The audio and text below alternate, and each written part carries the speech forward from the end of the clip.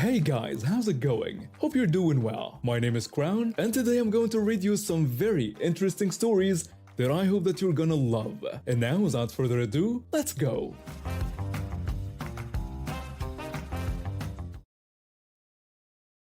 I work as a high school teacher, where I see firsthand how important it is to follow rules and respect others. My husband and I don't have kids, so we often spend our weekends exploring local shops and trying new recipes. This particular weekend, we decided to check out a specialty grocery store we'd heard about. It was supposed to have an amazing selection of exotic ingredients, perfect for our culinary adventures. We were excited, but I had no idea our trip would turn into such an entertaining experience.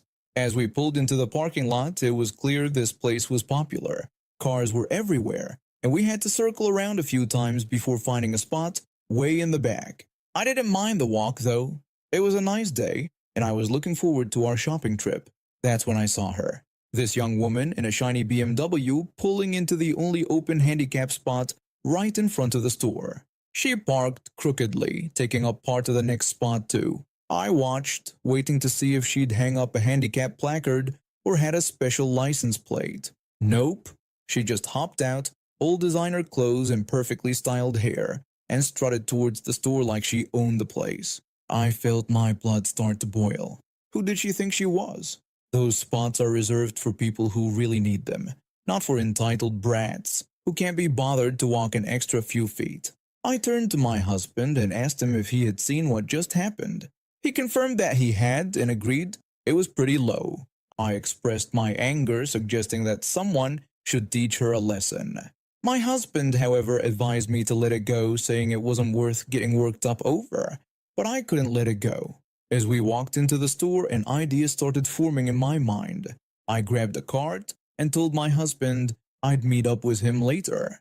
He gave me a knowing look but didn't try to stop me. I spotted BMW girl heading towards the produce section, so I made my way there too.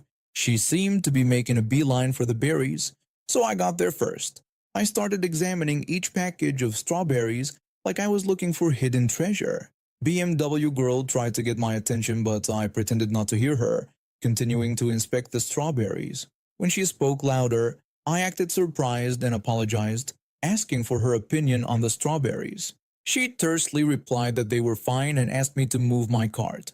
I complied but only moved it a tiny bit. As she tried to squeeze past, I became very interested in the nearby blueberries. This pattern continued throughout the store. Whenever she tried to move to a new section, I'd beat her there and meticulously examine every item. She kept sighing and huffing, but I just responded with confused smiles. At one point, when she attempted to reach the bread aisle, I suddenly needed bread too. I started reading every ingredient list, muttering about gluten and preservatives. BMW girl expressed her frustration, slapping her thighs and asking if I was kidding. I feigned ignorance and offered her some artisanal sourdough to try. This cat and mouse game went on for about 15 minutes. I could see her getting more and more frustrated, her face turning an interesting shade of red. Finally, she managed to slip past me when another shopper distracted me for a moment. As she speed-walked away, pushing her cart like she was in a race, she turned and gave me the dirtiest look I've ever seen. If looks could kill, I'd have been 6 feet under. I responded with my best confused, innocent smile and wished her a nice day. As she moved towards the checkout, I saw a store employee approach her. Curious, I followed at a distance, pretending to browse nearby. The employee asked BMW girl if the car in the handicap spot was hers. When she confirmed it was, the employee politely but told her she needed to move it, explaining it was against store policy and the law. BMW girl protested, saying she was only going to be a few minutes, but the employee stood firm, mentioning the possibility of having the car towed. Frustrated, BMW girl agreed to move her car, complaining about the store as she left. I caught the eye of the employee and gave him a grateful nod. He winked back, clearly used to dealing with entitled customers. I met back up with my husband, who had managed to get most of our shopping done while I was playing my little game. He asked if I had fun, and I replied cryptically that justice had been served, one aisle at a time. We checked out and headed to our car. As we loaded our groceries, I saw a BMW girl peeling out of the parking lot. Sure, I added about 20 minutes to our shopping trip, but seeing that entitled brat get her comeuppance, totally worth it. Sometimes a little petty revenge is just what the doctor ordered. And who knows, maybe next time she'll think twice before taking a spot she doesn't need. After years of hard work and saving every penny, I finally bought my dream home in a quiet neighborhood. It was perfect. A spacious backyard, a pool, and friendly neighbors. Or so I thought. On moving day, I was unloading boxes when a woman marched up to me with a scowl on her face. She demanded to know what I was doing, and I explained that I was moving in as I had just bought the house. She then claimed that the backyard belonged to her family and that they had been using it for years. I laughed, thinking she was joking, but quickly realized she was serious. I tried to explain to her how property ownership worked, but she just warned me that we'd see about that before storming off. I shrugged it off as a weird encounter, little knowing it was just the beginning. A few weeks later, I came home from work to find a bunch of teenagers splashing around in my pool. Music was blasting, and empty soda cans littered my lawn. I marched over fuming. When I questioned them, one of the boys introduced himself as Karen's son and explained they were just having a little pool party. When I pointed out that they were in my backyard without permission, he casually mentioned that his mom said it was okay because they always used this pool. I was livid. I kicked them all out and went to confront Karen. I told her about her son and his friends using my pool without permission and insisted that it needed to stop immediately. She accused me of being selfish, claiming that the pool had been a neighborhood hangout for years and that I couldn't just come in and change everything. I stood my ground, reminding her that it was my property. This went on for weeks. I come home to find Karen's family using my yard like it was their own. I installed security cameras and even a fence, but they kept finding ways around it. Then, things got really crazy. I received a legal notice in the mail. Karen was trying to claim half of my property. She said she'd found an old map proving the land originally belonged to her family. I hired a lawyer, and we went to court. Karen's evidence was a crayon drawing her great-grandfather had made. The judge threw out the case, but Karen wasn't done. A few days later, I woke up to the sound of construction. I ran downstairs to find workers in my living room, literally building a wall down the middle of my house. When I demanded to know what was happening, Karen explained that since the court wouldn't give her what was rightfully hers, she was taking it herself. I told her this was insane and that she couldn't do this. I called the police and they came to remove the workers. By now the whole neighborhood was watching the spectacle. Someone must have tipped off the local news because a reporter showed up with a camera crew. The reporter asked me to explain what was happening, and I blurted out that my neighbor had lost her mind and was trying to steal half my house. Karen shouted back that she wasn't stealing anything and that the land belonged to her family. The homeowners association got involved next. They called an emergency meeting to address the situation.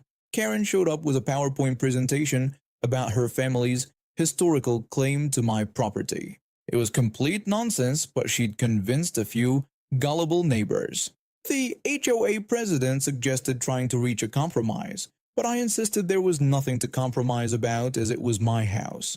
Karen accused everyone of being jealous of her family's legacy. The meeting dissolved into chaos. Karen's supporters started yelling about property rights, while my defenders argued about the sanctity of home ownership. It was like a bizarre town hall meeting from hell. Finally, we ended up back in court. This time, Karen had hired a fancy lawyer who tried to argue that communal property norms superseded my deed. The judge wasn't having it. He ruled that Karen's claims had no legal basis and that the property belonged solely to me. He warned her that if she continued to harass me or trespass on my land, she would face severe consequences. Karen ranted about taking the case all the way to the Supreme Court, while I requested a restraining order. The judge granted my request and Karen was ordered to stay away from my property. As we left the courtroom, she was still ranting about her family's legacy and how I'd stolen her birthright. In the end, Karen's husband finally intervened.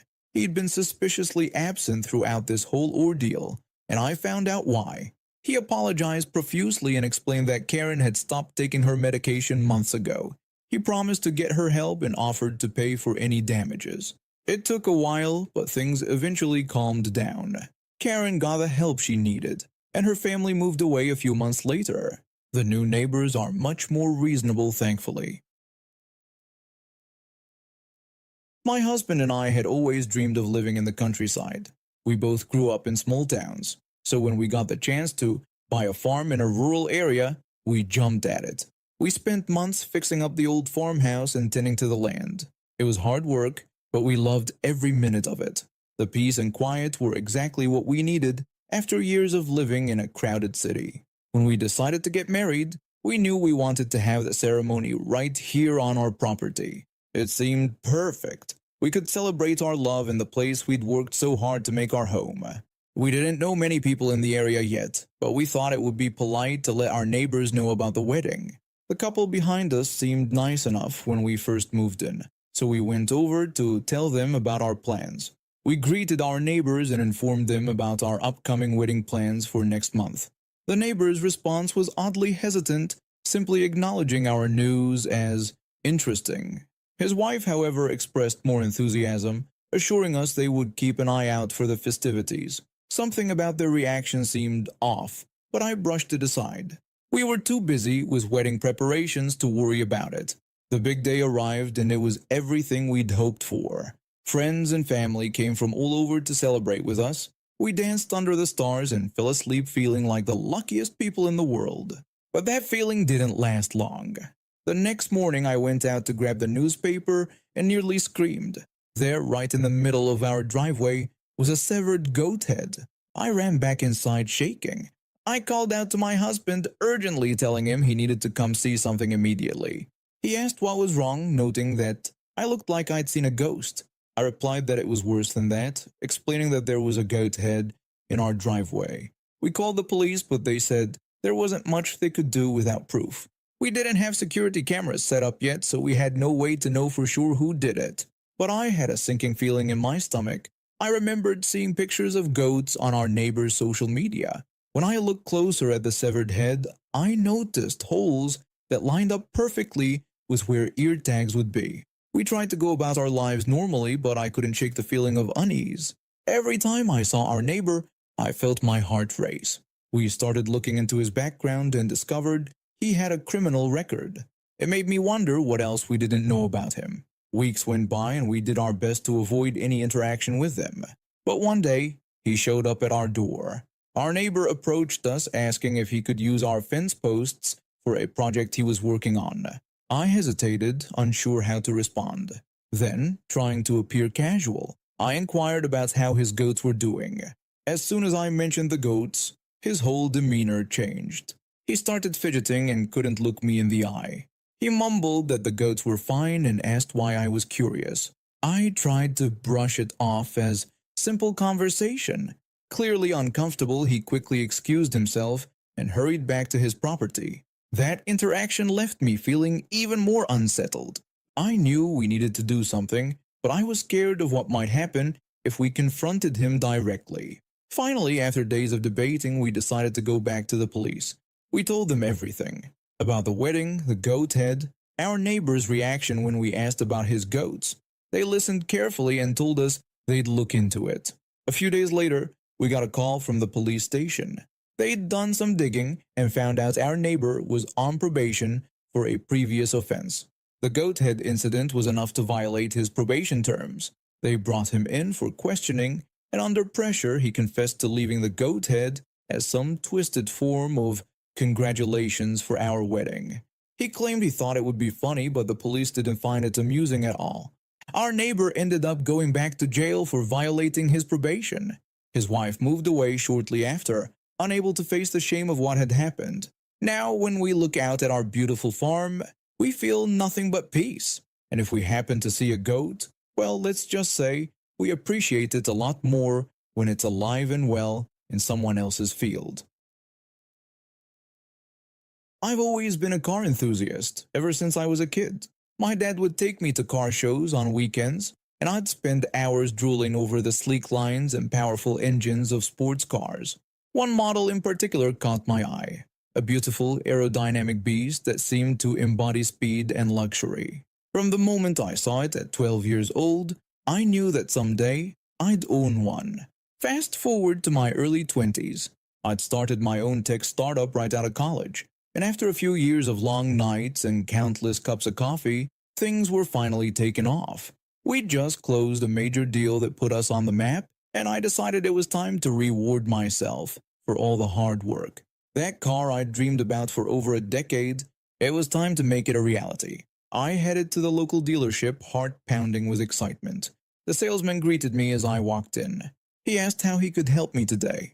I told him I was there to test drive my dream car model, explaining that I thought it was finally time to make my childhood dream come true. We went through the whole process: test drive, picking out colors and options, the works. After settling on the perfect configuration, we sat down to negotiate the price. It took some back and forth, but we eventually reached a number I was happy with. That's when things started to get a bit complicated. The salesman told me he had great news and that we had a deal. Then he explained that there was just one small thing: they didn't actually have this exact configuration on the lot. He said they would need to get it transported from another dealership about 30 miles away, which would take about a week. He asked if that was all right with me. I replied that while a week seemed long, I supposed I had waited this long already, so it should be fine. We wrapped up the paperwork with the dealership manager signing all the necessary documents. I was practically bouncing with excitement, already imagining myself behind the wheel. But as I was getting ready to leave, something caught my eye on the final invoice. I asked about a $150 transportation fee I noticed. The manager explained it was for moving the car from the other dealership. I pointed out that they had never mentioned this during our negotiations, and that I could drive out there and get it myself for less than that. The manager's face twisted into a smug grin that made my blood boil. He told me it was too bad I had already signed the contract, suggesting I should have been more observant. He said they couldn't take the charge off now. His tone made it clear he was thrilled to have pulled one over on me. I was furious, but there wasn't much I could do at that point. The contract was signed and I'd have to eat the extra cost. A week later, I returned to pick up my new car, still a bit sour about the sneaky fee, but excited to finally drive my dream machine. To my surprise, the same manager approached me as soon as I walked in. He said he needed to speak with me in his office before handing over the keys. Confused, I followed him. Once we were seated, he cleared his throat. He explained that there had been a small mistake with the invoice. He said the car I was getting was fully loaded, including what they called the gold package. All the emblems and lettering were in gold instead of silver. He informed me that this package came with an additional cost of $400 that they had neglected to add to the invoice, and that I would need to make up that difference. I was stunned. They'd never even mentioned a gold package during our discussions. But as I sat there staring at the manager's expectant face, a plan formed in my mind. I threw his own words back at him, saying it was too bad he had already signed the contract and that he should have been more observant. I said that I was going to pick up my car with the VIN that's on the contract for the price on the contract. I stood up, savoring the moment as the manager's face fell. He knew he was beaten, trapped by the same tactic he'd used on me a week earlier. If he hadn't been such a jerk about the transportation fee, I might have considered negotiating. But now, this felt like justice. The manager reluctantly acknowledged my point and said he would get my keys. The extra $250 I'd saved was nice, but the real victory was seeing that smug manager get a taste of his own medicine. And you know what? The gold looked even better with my chosen color than the silver would have. And now we have reached the end of today's stories. Thank you for watching, and see you next time.